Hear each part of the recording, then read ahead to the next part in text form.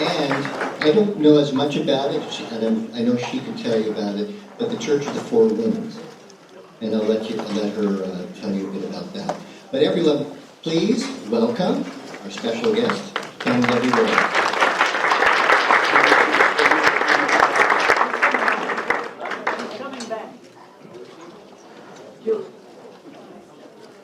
Lea Cinciania,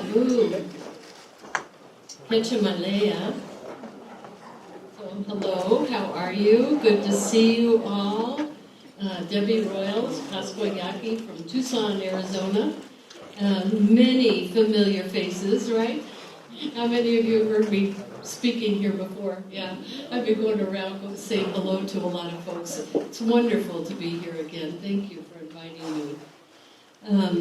I'm really excited about a lot of the things that we're doing in Arizona, and I'm going to talk about that a little bit before I jump into our talk tonight.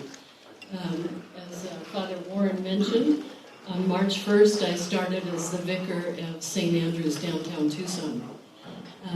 And I'll tell you what a great match that is. People who are saying, don't you have enough to do? Now you're going to be the vicar over there. Okay. Last spring, actually during the winter going into the spring, Bishop Redall and I had a conversation about Native ministry in this diocese, and certainly the thing that I felt like I was called to do when I was called to be ordained. And isn't it interesting the whole time that I've been ordained, I haven't been doing what I was called to do? So she and I had this conversation, and she encouraged me to apply to the Episcopal Church's new communities for a grant to develop a community called Four Winds in the downtown Tucson area. Well, we got the grant. And the standing committee was good enough to match that grant, and I thought, well, we're on our way. And then St. Andrews. So the really interesting thing about this is that it's exactly the same identical geographic area that we're targeting. Tucson history, barrios, lots of native people who live there, long family compounds, homes, relationships. Some of them have sold the homes, and Tucson has become a little bit gentrified, right? There's like new people living in that area, but there still are those barrios and the communities. And of course, the other piece of this is that we're so close, like you, to our neighbors to the south.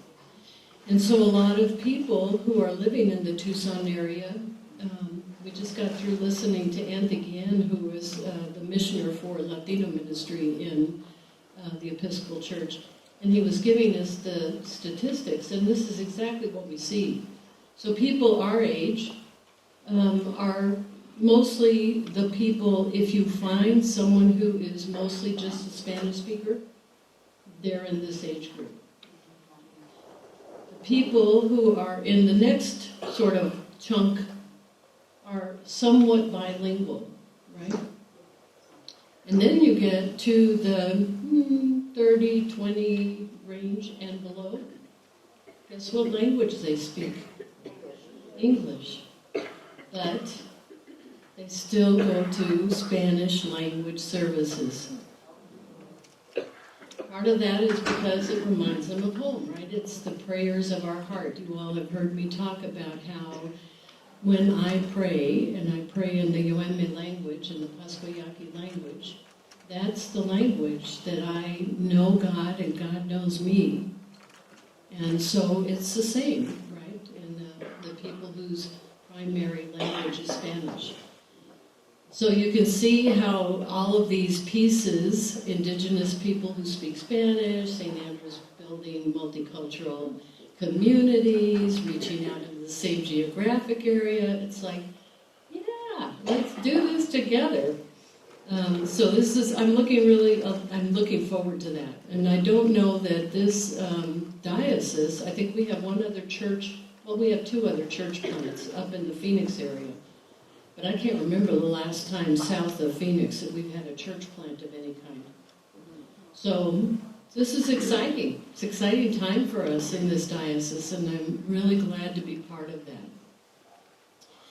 So additionally, you all know that as the Canon for Native American Ministry in the diocese, our Council for Native Ministry has had a goal since we started in 2015-16 to engage with our Native American neighbors, right? So how are y'all doing? Are you engaging with your neighbors? Yeah, we're still, and there's still places for us to grow, right? And to keep moving in that direction. But I could venture to say, tell me if I'm wrong, from the last time that I was here, how much more familiar do you feel knowing who your neighbors are than you did back then? Anybody feel like you've gotten a little bit more familiar? Yeah, so I think step by step, we just keep taking these steps. There is, and of course there has been throughout COVID, we've had, as you can imagine, a great demand for support and help in our Native communities. And that is sort of the name of the game, isn't it? The folks who suffer the most are usually not the folks who are living in the mainstream, but usually the folks on the margins. So, let's continue to grow. I'm going to begin with a prayer. Itomachi, Echinata Sanechikit, Kokashinata Sanachitikosan, Echinata St. Francis, Krishnata Sanachitikokan, Krishnata Sana Amamat Krishna, Krishna Pata Sanakichin, Father Warren, Krishna, the leaders, Krishna Sanatata, Krishna Sanachin, Unikoka Kokan, Pata Krishna, Krishna Pata Sani Kotapakai, Krishna Parakati. Amen. So I wanted to recognize in English for you all that part of my prayer is about this time of the day. This is a very holy time of day for us. This is the time of the day when we begin to see the transition from light to darkness, right? And in that space that occurs at every sunset and of course at every sunrise, there's a place where it's neither dark nor light. Right? So we're offering our prayers into that holy space because we are also recognizing that the holy beings are most active in that space and in that time. And here you are meeting, having a conversation about things that I think might be a little challenging for us. Know that the holy beings are here with us and accompanying us in this conversation. So, the title, some of you, did you get the article that I forwarded? How'd you like the title? Canaanites, Cowboys, and Indians. Yeah, anybody surprised by the name? Anybody irritated by the name? Yeah, you understand? Did you understand why it's Canaanites, Cowboys, and Indians? Okay, yeah. So Cowboys and Indians, right? I mean, isn't this the age-old comparison that we've heard in the Old West, right, for so long? Well, how easy it is to stick the Canaanites in there. Right. Where are we in this conversation about Canaanites? We're in what book in the Bible? In Exodus. And what's going on in Exodus in the Bible? People are leaving. Their homes, right? What else? Getting out of Egypt. They're getting out of Egypt. Yeah. What else is going on? There's wandering going on. What else? Taking over. No food. No food. Complaining. How about lack of trust in God? Yeah, big one, right? So there's this tension going on. Why are the people wandering in the desert? Yeah, Moses told them. Why did he tell them to do that?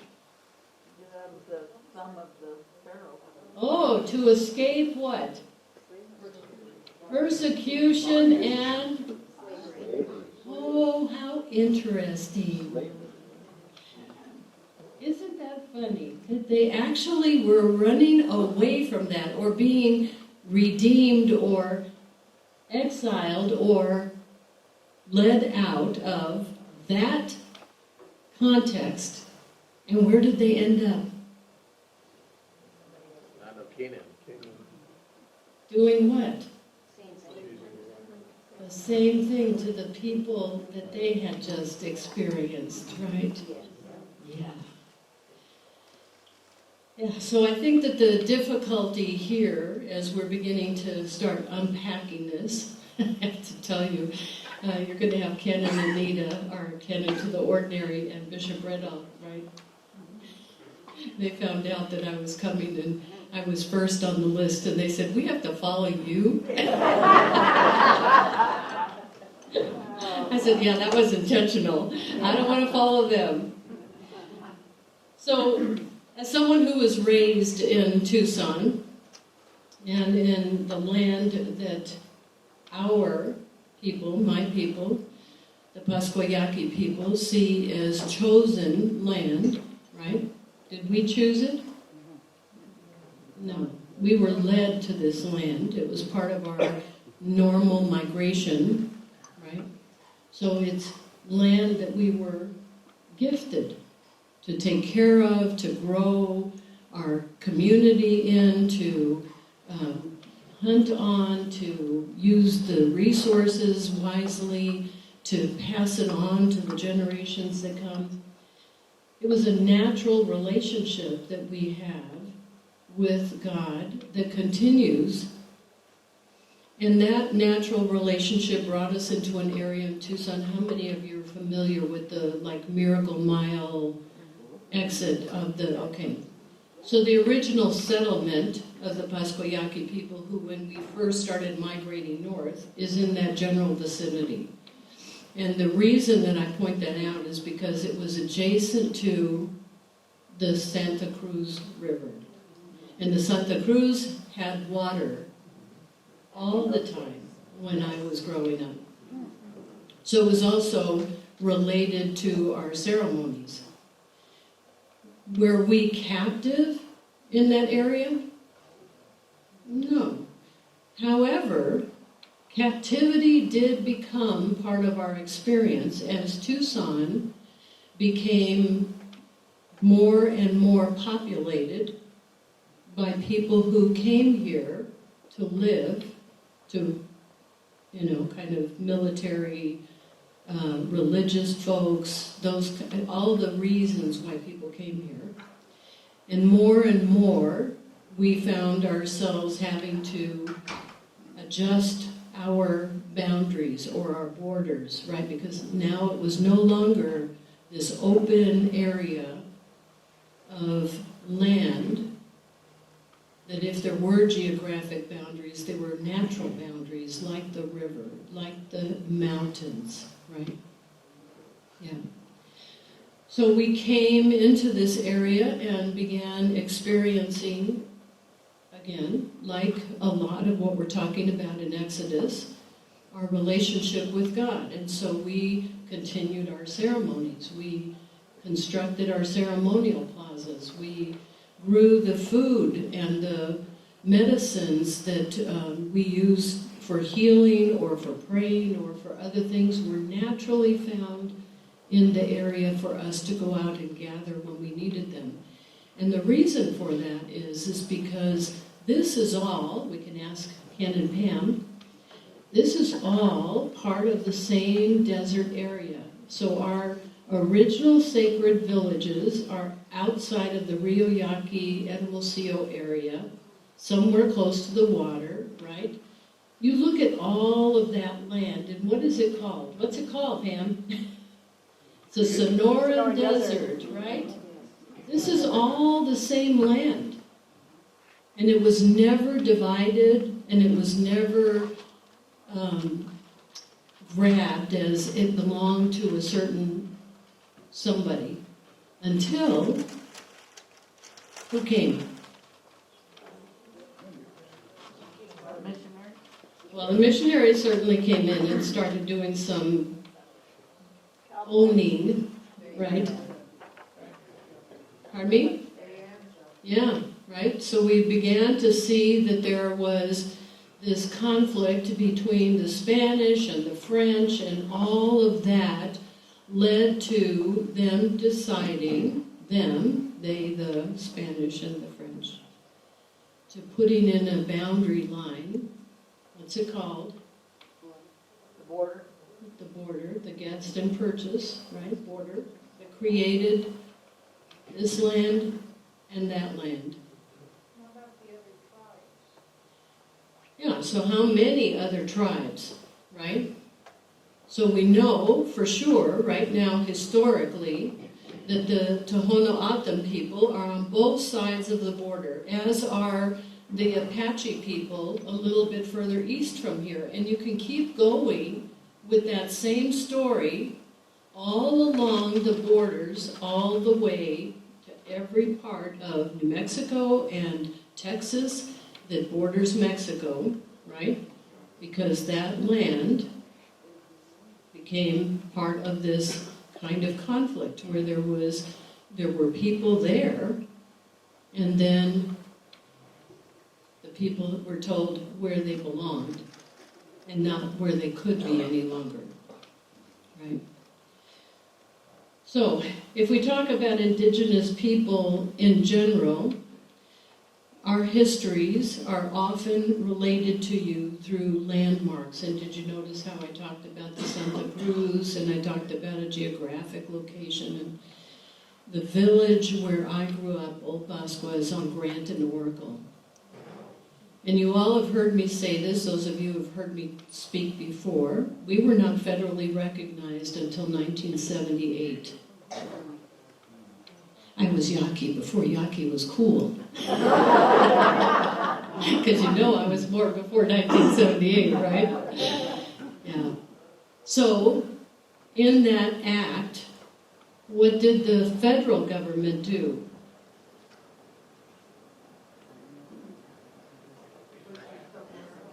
There was a land grant attached to recognizing that we existed. Isn't that interesting that we have to have a federal government tell us that we exist?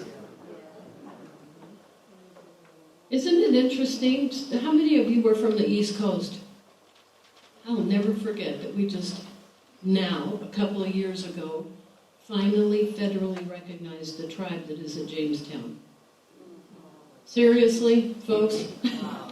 Right? A little bit slow here on the uptake.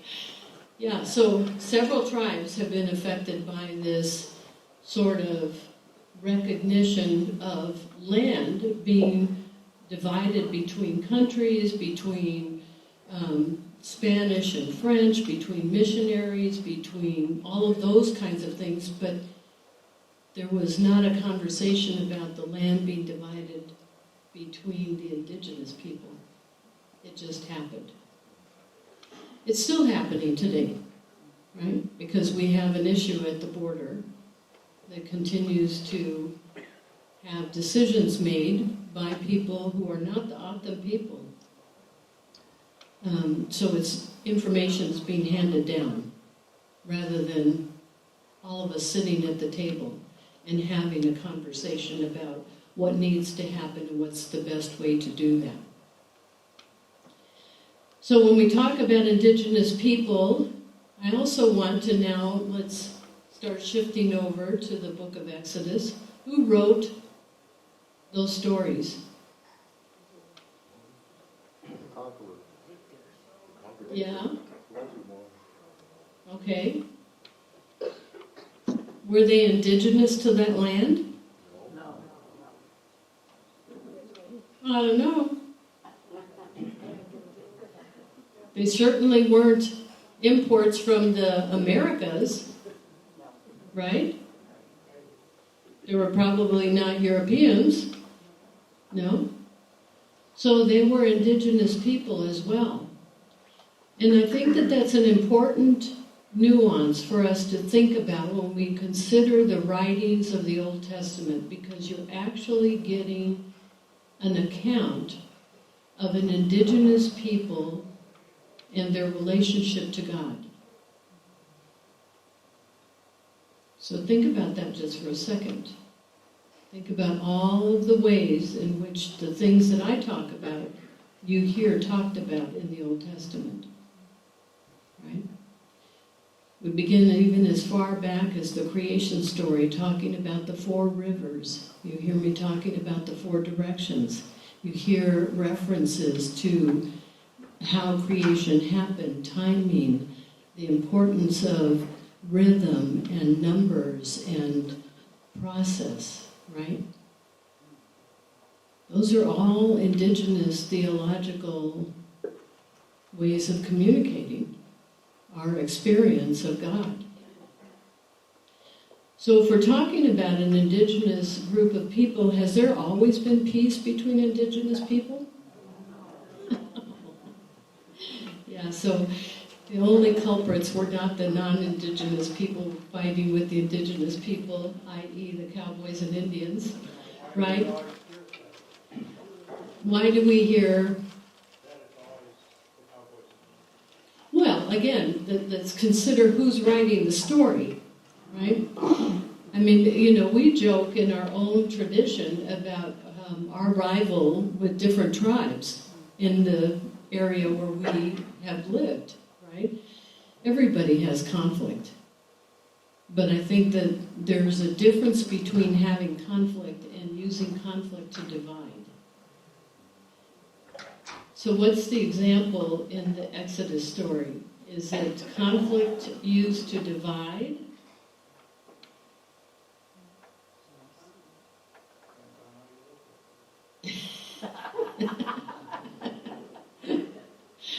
He said, depends on how you look at it. Yeah, that's what we're doing. We're poking at how we look at it. So there is quite a bit of conflict, isn't there? Yeah, between indigenous people. And some indigenous people claiming that God brought them to places to take over, to oppress, to remove, to kill, to whatever, another indigenous group of people, so that they could prosper. Seems like this is an age-old story. Yeah, not an unusual story. So who are some of the main characters that we're talking about when we start talking about those experiences of conflict and divide and conquer and so on? Pharaoh. Yeah, Pharaoh. Is he a poor person? No. Huh, isn't that interesting? Who else? Moses. And what was going on with Moses? Was he a poor person? No.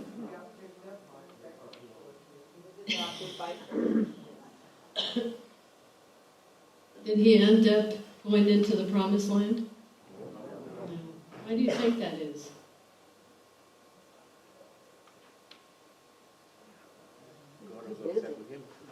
He was too busy. You think so? Well, the story tells us, right, that he didn't get to go there because he was in conflict with God. He didn't mind his manners. He didn't do what he was supposed to be doing when he was supposed to be doing it. So his punishment was not to let him see the land of Milk and honey. milk and honey. There you go. So I'm getting at that I want you to recognize when you're reading this story that there are the powerful people making decisions about people whose power is less prominent, if even in existence, or that they even exercise power in any way, shape, or form. Ah, isn't that interesting? So he said nothing's changed, basically. Yeah. So we often do repeat history, and there is an old adage. And what is that old adage about repeating history?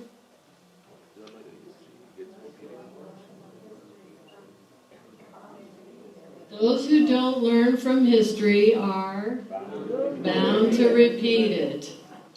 Huh. I wonder what's going on here. You think maybe we're repeating history because we haven't learned from history yet? Yeah, I think so too. So, what are some of the common points that are being repeated that we know, right? Because we know right from wrong. We know what's goodness and what's not, right? What are some of the common themes in Exodus that we see today? Power.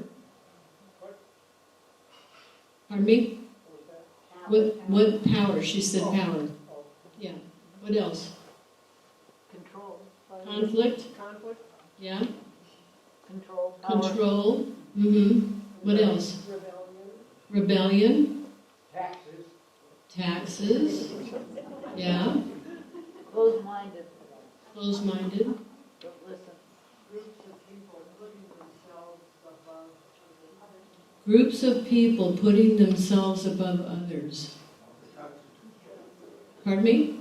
Above the Constitution. Above the Constitution. Mm.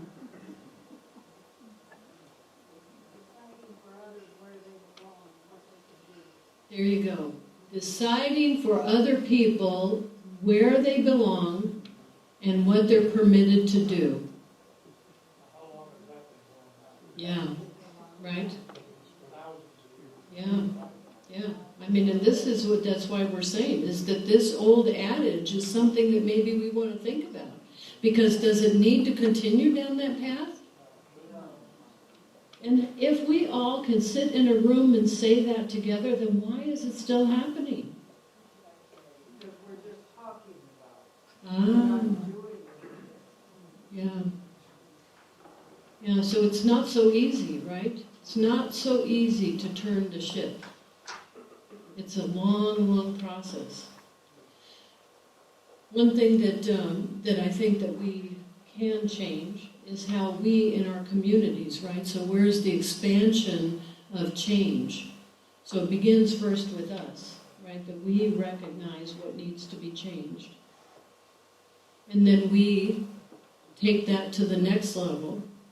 So our families, those people close to us, then you take it to the next level and the next level. And it's like, when you drop a stone in water and it just keeps rippling out. So it can happen, and we know that. Have we seen that kind of thing happen, especially recently in the history of the United States, for instance? No, I think the opposite. Well, I mean, an example, yeah. But change just doesn't go in one direction. It goes in multiple directions. So it's not choosing a specific direction. It's opening yourself up to all the change to try to figure out where the whole thing is going. Right, so but he said that change is not one direction, it's more than one direction, and that you also, when you change, you have to leave yourself open to the possibilities of other change. What is that called, folks? Faith. That's called faith. Yeah, we're believers. Remember that? Yeah. So I think that it's important for us to start making those steps, though. And when we're talking about, in this particular circumstance, when we're talking about Indigenous people, what can change about how we behave or our attitudes about Indigenous people? What can change? You can listen more. Okay. Pardon me? Don't judge. You said listen. How can we listen to people that we don't talk to? So there has to be relationship first, right? Yeah, so when you hear us talk in the Council for Native Ministry about the 4 R's, remembrance, remembering who was here before us, recognizing their humanity, reconciling ourselves that we are not the chosen, right? And building relationships, because now we're all in the same boat. Of course, we're not in a boat in the desert, but you know what I mean. We're on the same desert. Yeah. So it makes sense. You see the kind of background that I'm trying to set for us to be thinking about in terms of Exodus and Native people. So let me tell you a little bit about my experience with being a Christian and being a Native woman. First, I'm going to say something again that I've said before, and you might not have heard me, but maybe you'll hear it again this time. In the Episcopal Church, maybe it happens in other churches, but I'm only going to speak about the Episcopal Church because that's where I am. Every time I'm around other clergy, they will do their best to tell you what things, Warren, about themselves. How many people come to my church, how many degrees I have, where I went to school, right? I mean, does that happen? Yeah. You would think that that's who they are.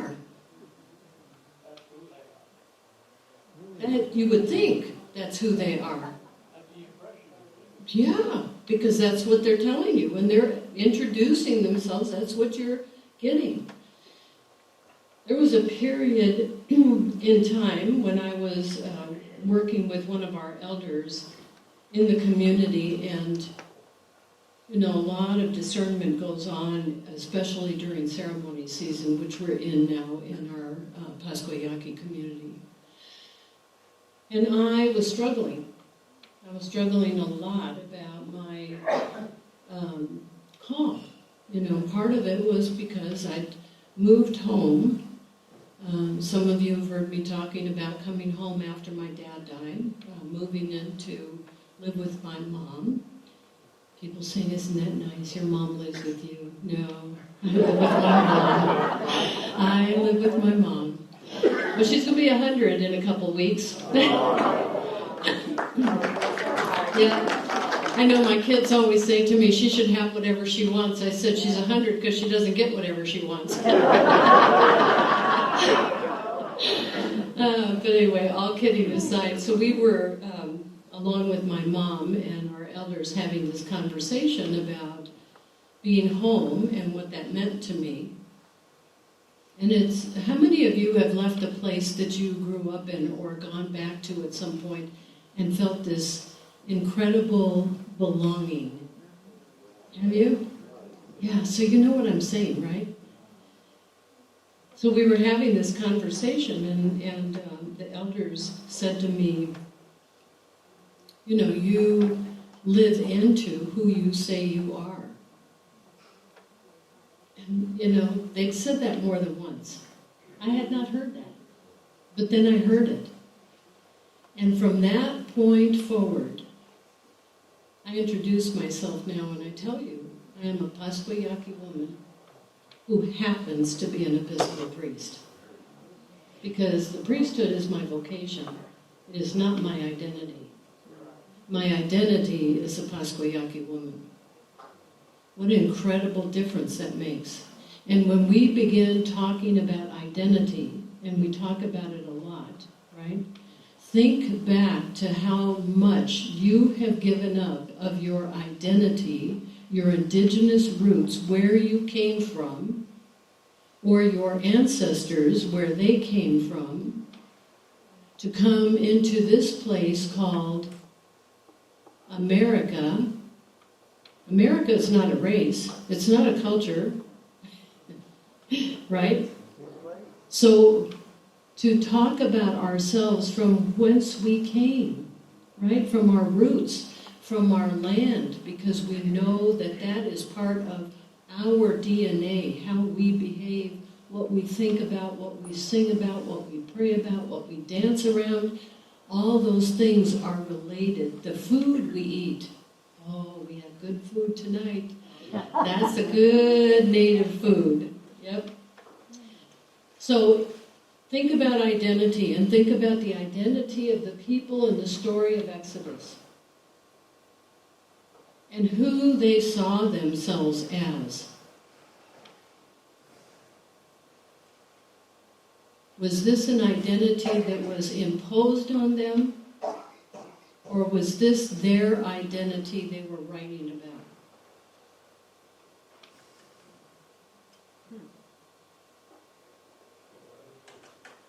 The latter? Why?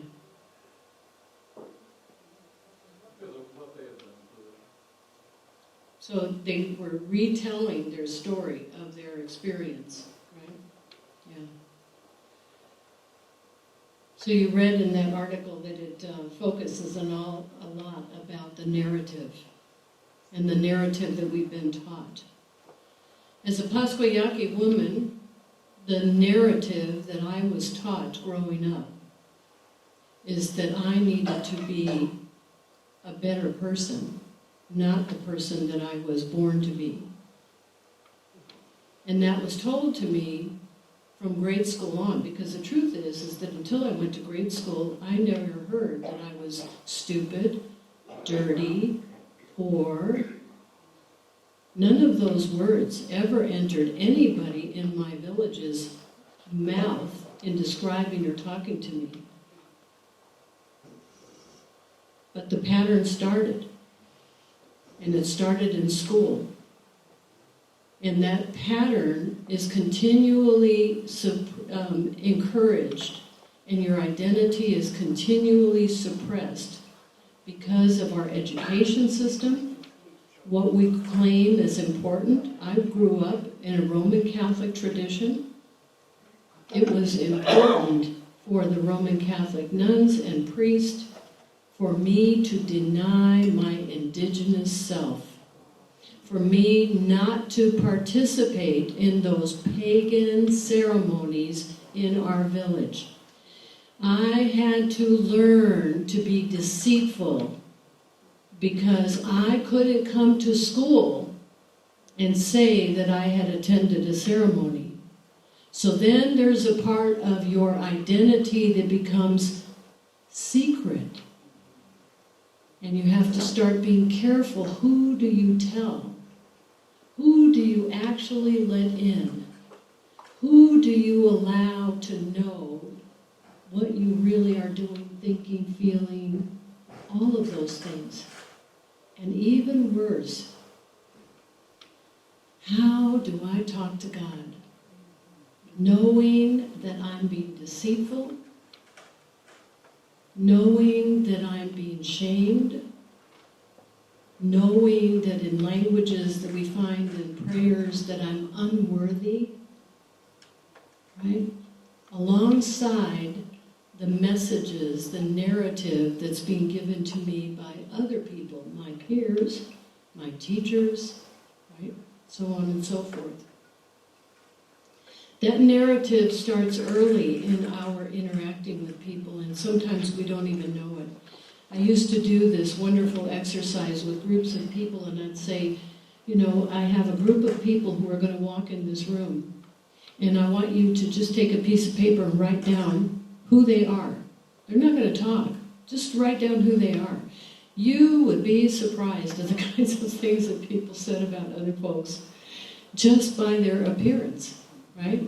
Just by the way they walked. Some people were challenged, ability challenged, right? Some people had other things that were obviously different than they were, so those things were noted. So we get back to the elder that I was speaking with.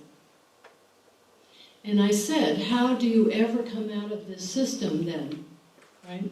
And we saw the Canaanites certainly were in this system. How do they get out of what they gotten into? And they hadn't gotten themselves into it, right? They were put into that position. How do you get out of that kind of a cycle? What does it take? Courage. It can take courage, yeah? And determination. Yeah. Merging. Pardon me? Merging. Yeah. So there's a click, a switch that went off in this conversation with this elder, and here's the difference. Think about how we learn things. We learn things by differentiating ourselves against something, someone else. In native tradition and culture, we never differentiate. The way we do things is look for sameness. What's the same about you and me? Where's our common ground? What does differentiation lead to? Division, judgment, conflict. Honesty. No, probably not. Times, hopefully. Well, maybe. I mean, it could, yeah. Maybe some of that real tough love kind of stuff, right? So when I talk with people now, not only do I introduce myself as a Pasquayaki woman who happens to be an Episcopal priest, but I always say, we're not so different.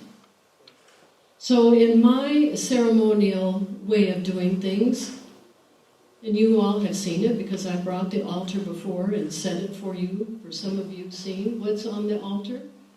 So the shell with fire, right? The feather. What else? Peace pipe. Peace pipe sometimes. Medicines, right? Water.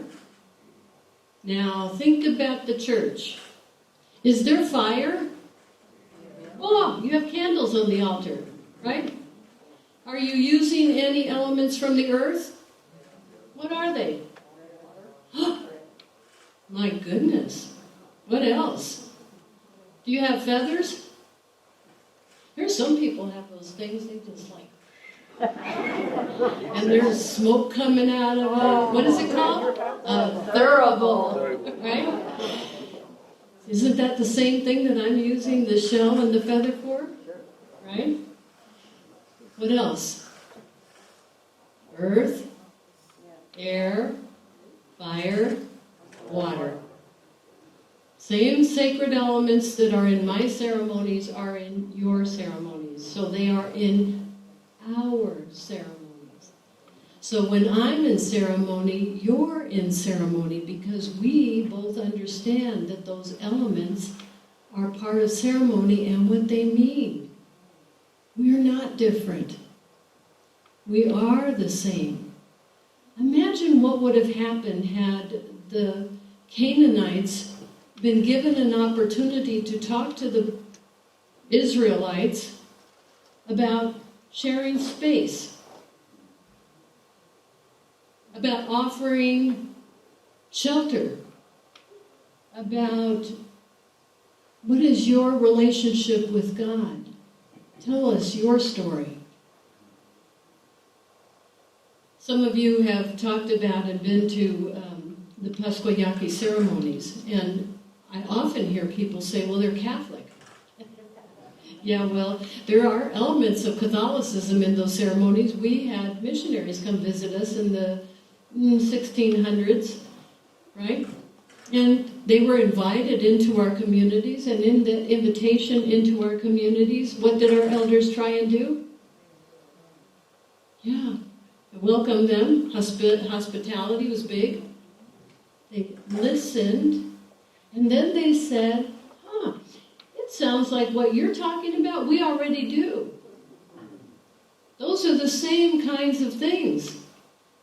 And so the ceremonies, in order to honor our new relationship, began to be enculturated so that we had both some elements of Roman Catholicism as well as our native traditional ways of doing things. So you see that walking the stations, just like you just did today. We walk the stations, but we do it a little differently because we do it in that way that is both and, not either or.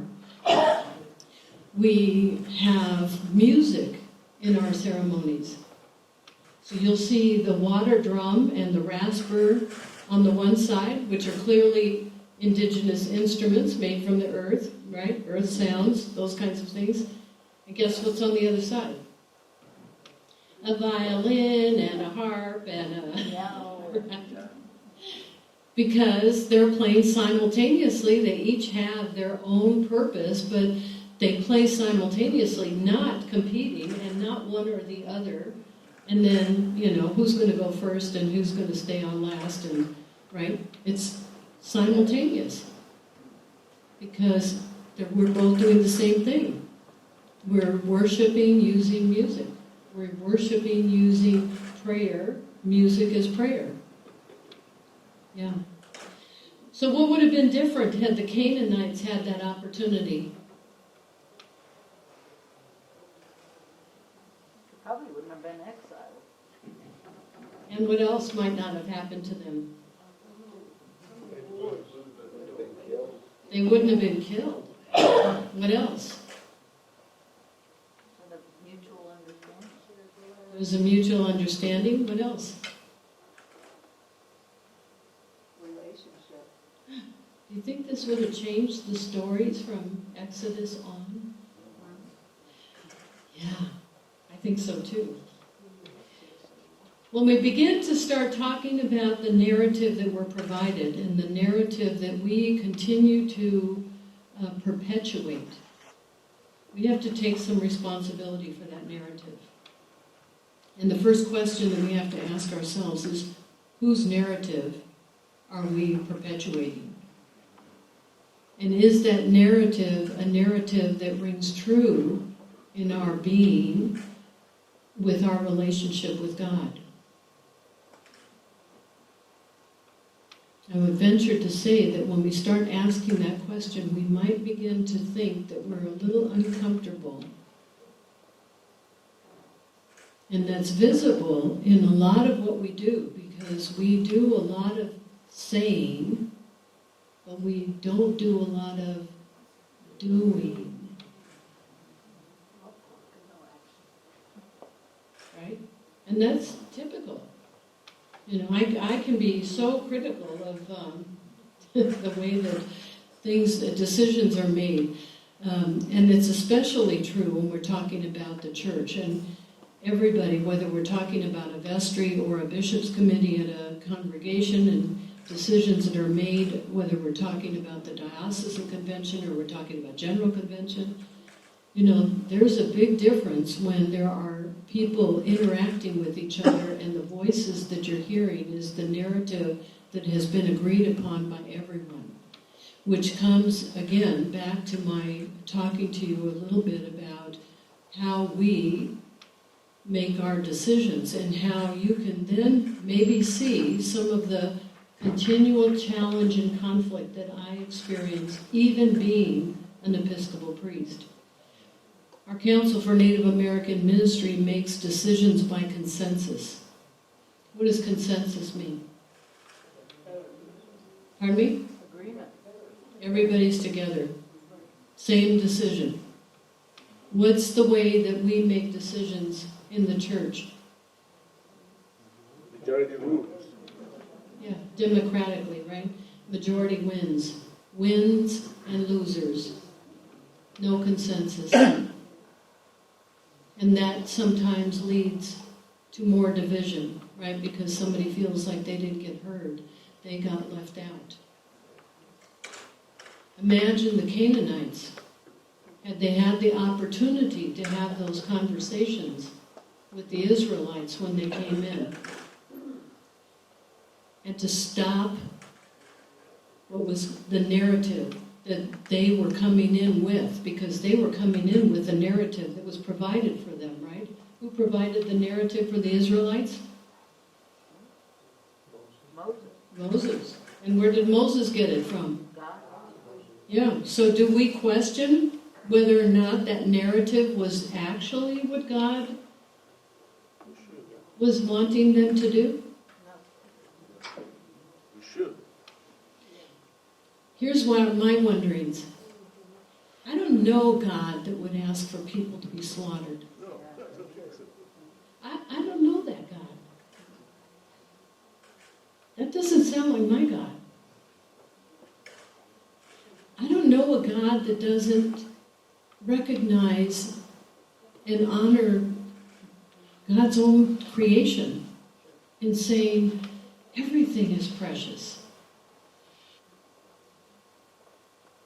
So, you see, I think sometimes we listen to the Bible as if it's like that we all have to conform. Let's all get on that bandwagon and start down that path, instead of asking ourselves in our relationship building with each other, and then obviously with God, and being able to say, this is like a little bit hard for me. There are stories in the Bible, I will tell you, that make me cringe. Because I can't even imagine. And here we are in this Holy Lent. And we're recognizing this journey that Jesus himself was on. And the narrative attached to that journey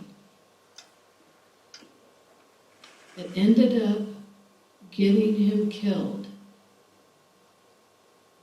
And the narrative that followed that.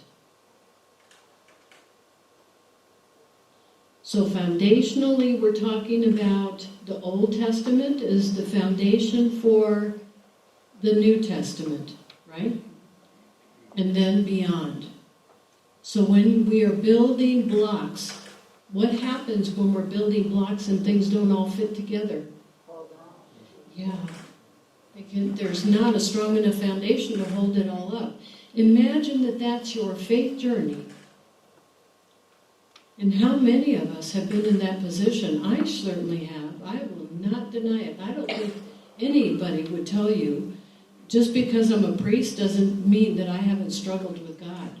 Because I sure have. And I've had my times. I've struggled with the church. You know, we have those conflicts. And when you run into that, you have to go back and rebuild the blocks again once you've fallen apart and start building it again. Those are the opportunities for seeing, right, the narrative for what it is. And recognizing the changes. Remember when we were first talking about how we make change? It begins with us and then the people around us. And, yeah. So, did I poke at you enough?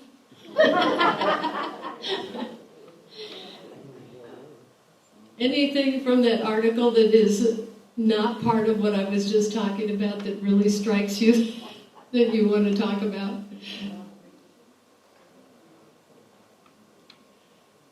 So there are a lot of really good native theologians around. And unfortunately, you don't all end up reading or hearing from many of them. And that is unfortunate, right? Because it is another voice. And it's not the narrative you're used to.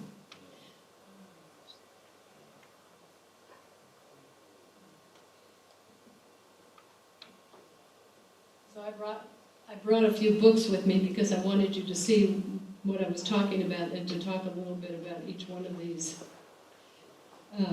First, I have to tell you that one of the ways that I've been able to maintain my faith is because of theologians like Bishop Stephen Charleston, Choctaw, Richard Twiss, Vine Deloria Jr., God is still red.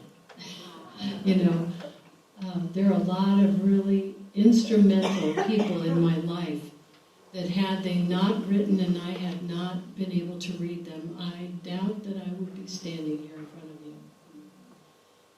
Because you can imagine coming out of the narrative that I started with in the Roman Catholic tradition, I didn't like that God very much. So Richard Twiss wrote this book, and I brought this one in particular because of our topic today, Rescuing the Gospel from the Cowboys. It's a really good book. It's a native expression of Jesus, of the Jesus way. He calls it the Jesus way, Richard Twiss, because there are other prophets that we talk about that were instrumental in our native traditions, that we hear about and that we know had significance, and some of them almost an identical story to Jesus, right? White buffalo calf woman, those people in our stories in general in Native America that have that sort of same thematic coming to help the people when the people were suffering, bringing them back to a place of strength, and then giving over some sacrifice of themselves in order for the people to go on. Another one that I brought, and I mentioned this one on purpose, because if you're going to read anything, and we talk about the narrative that we're living by, in particular when it applies to Native America and indigenous people, this book Mark Charles and Sue Chan Ra wrote, called Unsettling Truths, the ongoing dehumanization legacy of the Doctrine of Discovery. How many of you have heard about the Doctrine of Discovery? Yeah, where did that come from? You know what the Doctrine of Discovery is? Gave permission to take anything. Right, so this is the papal bull that basically told people like Christopher Columbus, God bless his little heart, who was lost, and we still memorialize him like he was some saint, that he could come to any land and claim it as being uninhabited by simply saying that those, whoever he encountered, were so inhumane, non-human, non-existent. They called it terra nullis, the empty land. The papal bull stands today. Every church, including the Episcopal Church, has every denomination has now repudiated the Doctrine of Discovery, and we are all working together with the Roman Catholic Church to try and get the Pope to undo that papal bull. That's right. It's not happening. But we're going to keep trying. Anyway. I brought this one also because the other thing that I think that is important, we live in a land that is suffering. And so it's not just the people, right? We've reached a point now where we know that the land is suffering. And that the land that is suffering is supposed to be the legacy that we leave, in our way of thinking, for the 7 generations that follow me. So we have to talk about whether or not people and land, I know that this is going to get a couple of folks, are on equal ground, right? That the land is just as important as saving the people. And we need to be aware that when God created all of creation, what did He create first? The land. Did the people come first? Do the people act as if they're first before the land? Yeah. So this one is called Required Reading. Climate Justice, Adaptation, and the Investing in Indigenous Power.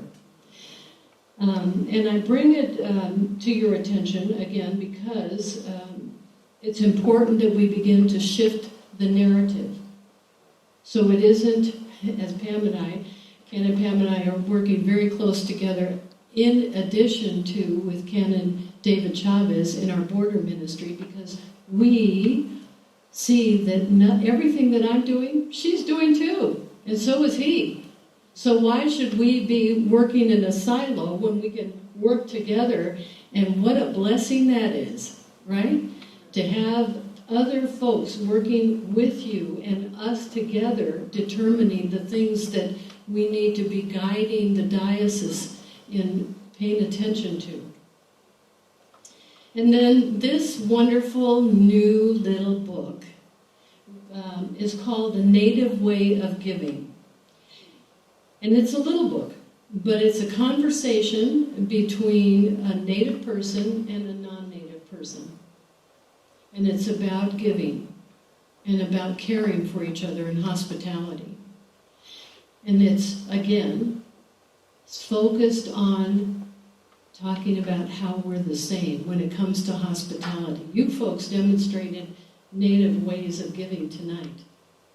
The way that you invited people in, the food that you prepared, being sensitive to what was in front of folks, offering things that were pleasing in people's eyes, the smell, the ear, being able to hear the chatter and the love of people talking together. All those things that we know are hospitality, right? That they're important. So you can invest some time as you're thinking about the narrative and wonder about some other narratives that are out there. Because by wondering about those other narratives and reading some of those things, we actually have the opportunity to, as was just said a little while ago, being open in change, right, to all the changes that could take place and how that might make a difference in our lives, right? You said that, right? Yeah.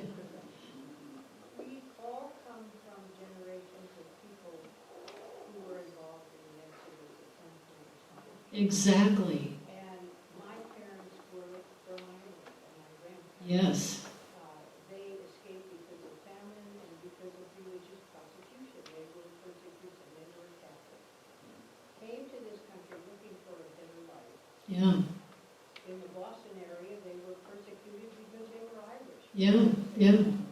So how is any of this that different? I mean, it just is happening. Yeah. It isn't. How would this country be if that hadn't happened? Oh gosh, right? I mean, if we actually could ask ourselves and go back and retrace history, but you know, the people who were oppressed and came here, the people who were persecuted and came here, like you said, it was an exodus away from their homeland. We all know how we feel when we're in our homeland. Imagine being told that you need to leave your homeland, right? That's the first thing. We're seeing that in play right now in the world, right? And then coming to this country and not being welcomed with open arms, but being measured, you're different than me, therefore I was here before you, I'm going to make you suffer because you need to pay your dues or whatever it is, whatever the reasoning for that is. But you see, and you know, we're seeing that, like I said, take place in the world today. You know, and we have a voice in that. And silence is not a voice. Silence is compliance, right?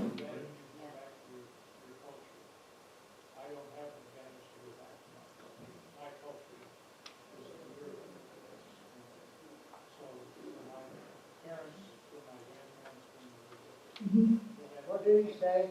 Hold on. They had 7 generations of their culture over there. Yeah. They built connection. So I'm made up of 2 different cultures, German and English culture. But I can't go back to my culture. Whereas you have an advantage. You were born into your culture. You can come back to it. And it's difficult for a lot of people that can't do that to understand Yeah. where you're coming from. Yeah. So the comment here is that I have an advantage because I can come back into my culture, where those of you whose families migrated here or immigrated here from other places, you said English and German, that you can't go back to those roots. Well, I don't know that I would agree with that, because I was just as Yaqui when I was living in California as I am today living. Well, but I'm just... You have the advantage to come back to where you were born and raised. Your culture is there. Yeah, I don't know that the culture is always in the land, or if the land is in us. Do you guys agree with that? The land where you came from is part of who you are, right? Yes. So in other words, the land is in us. We don't need to be on the land in order to identify ourselves as that part of that land. Yes? You were talking about your people being around the Miracle Mile. Yeah, And I'm driving in the Miracle Mile and I can't picture it. yeah, You know what I mean? It's definitely changed. yeah, yeah. Oh, I mean, the whole city grew up around us, right? And it just as it did around the Occam people, and that's true even for Green Valley. Why was Green Valley called Green Valley? Why? Because the river, right? So the Occam have actually a name for this valley, and in their language, it's the Green Valley.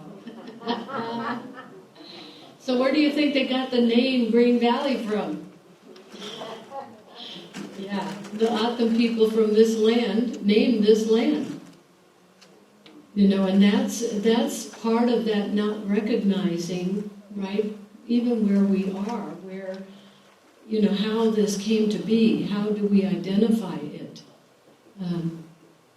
We're guests on this land, right? Yeah. Okay, last question. How much time do I have, Warren? Am I done? Last question. Okay. I want to talk about the Spirit then. So the last part of the article is there a Spirit? Was there a Spirit in this Exodus story? What was the Spirit in the Exodus story?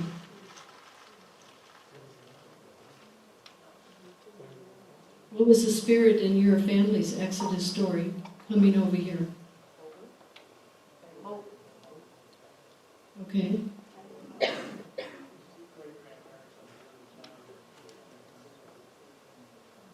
So there was a spirit of promise, adventure, hope. What else? Survival. Religious freedom. Unity. Faith. Right? A spirit of faith. People don't just take off from wherever they're, some people are driven out of their land.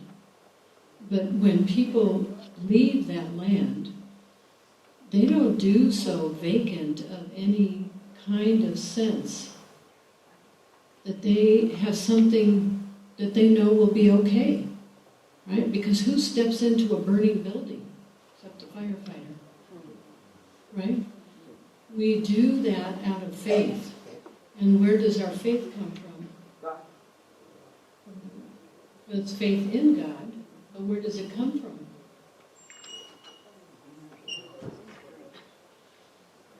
We may have learned it in our families, right? Somebody said, Spirit. So remember when we first started talking and I said to you that we're in this sacred time of the day So there is something really important for us to think about in our identity. Not only the person who you are, who you're named for, all of those things, but your identity and your relationship with God. That identity and relationship with God is built upon, just as it was the Israelites when they were wandering in the desert, right? And there were times that they got frustrated, they were hungry, they were thirsty, they wanted all this to be over. Have we all been there? What holds us up? And how is our faith fed? With the Holy Spirit. Spiritual practices and spiritual connection. Yeah. So it requires an intentional way of living. So I get up in the morning, I pray at dawn, I pray in the middle of the day, I pray at the end of the day, I pray at night before I go to bed. What does that sound like to you? The daily offices. Another saying this. But those practices, by incorporating those practices in my life, what's another practice that we pretty much all engage in regularly? Gathering together, praying, worship, Eucharist. Does that all really combat the greed and the evil and all the other things that are in our world as well? And I think that's an individual question that we need to ask ourselves, right? Because I can tell you that when I invested in the practices, in establishing the spiritual practices that became the foundation and the form for my daily life, my life changed. And it changed because my eye was on God, not on material things, and I was not as distracted. It's easy to get distracted. How many of us carry a cell phone around? I mean, it's very easy to be pulled into worldly things.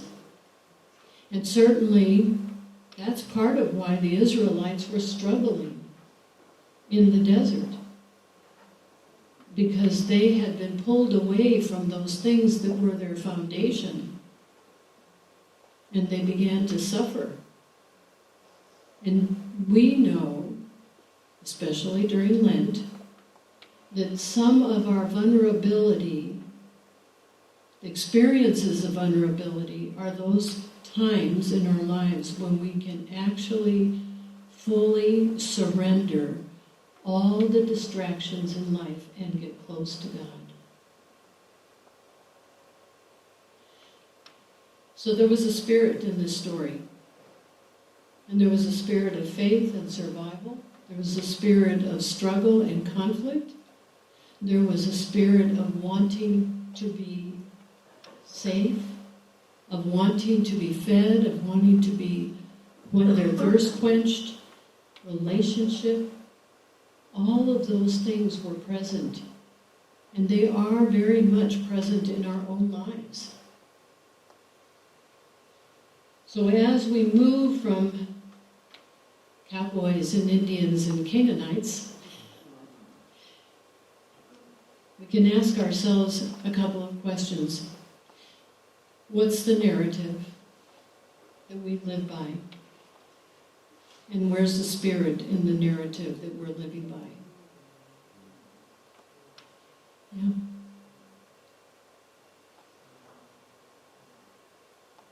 Okay. I'm leaving that with you.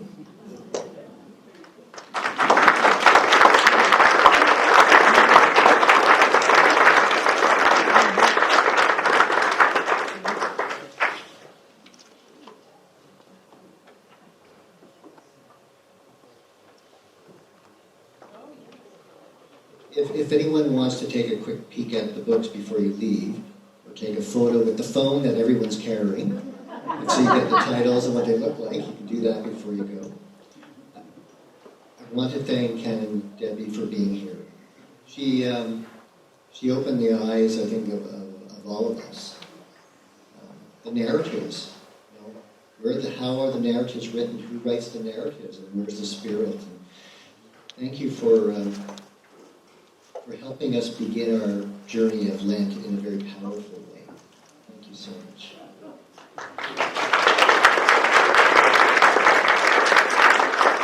And next week, we do have a change. Reverend Laura Delia was supposed to be here to talk about her new ministry with the military relations with the diocese and her work with that. She can't be here, unfortunately. We will get her here another time. Okay, we'll get her here for another time. But next week, we do have Reverend Kim Kreka, who is a deacon in Tucson, and she will be coming to talk about her prison ministry. Very powerful ministry that she's involved in. So please be here again if you can, and tell your friends.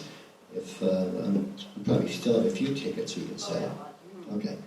So again, thank you for being here, everyone. And if you want to talk to Canon Debbie, I'm sure she can make a appointment.